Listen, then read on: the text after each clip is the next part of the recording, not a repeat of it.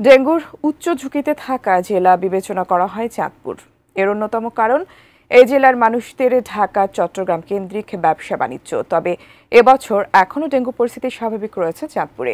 এ বিষয়ে বিস্তারিত জানাতে চাঁদপুর সরকারি জেনারেল হাসপাতাল থেকে যুক্ত হচ্ছেন প্রতিনিধি বিল্লাল ঢালি।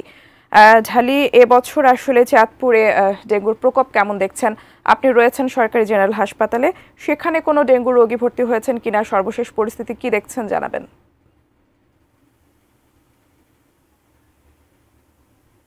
উপজেলা স্বাস্থ্যকেন্দ্রগুলিতে ৪ জন মাত্র ডেঙ্গু রোগী চিকিৎসা নিয়েছেন।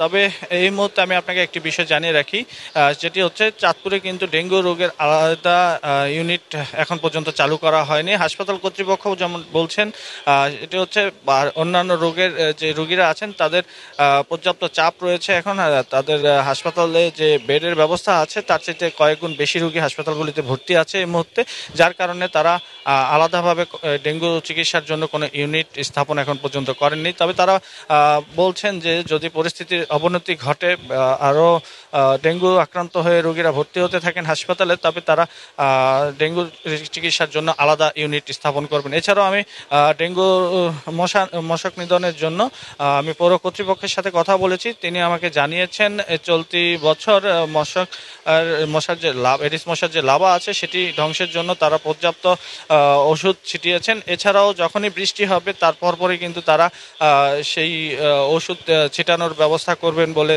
পৌর কর্তৃপক্ষ আমাকে জানিয়েছেন। এক কথায় বলা যায় যে চাঁদপুর হাসপাতালগুলিতে ডেঙ্গু রোগী না থাকলেও পর্যাপ্ত ব্যবস্থা রাখা হয়েছে যাতে রোগীরা আসলেই চিকিৎসা সেবাটা অব্যাহত রাখা যায়। টুম্পা।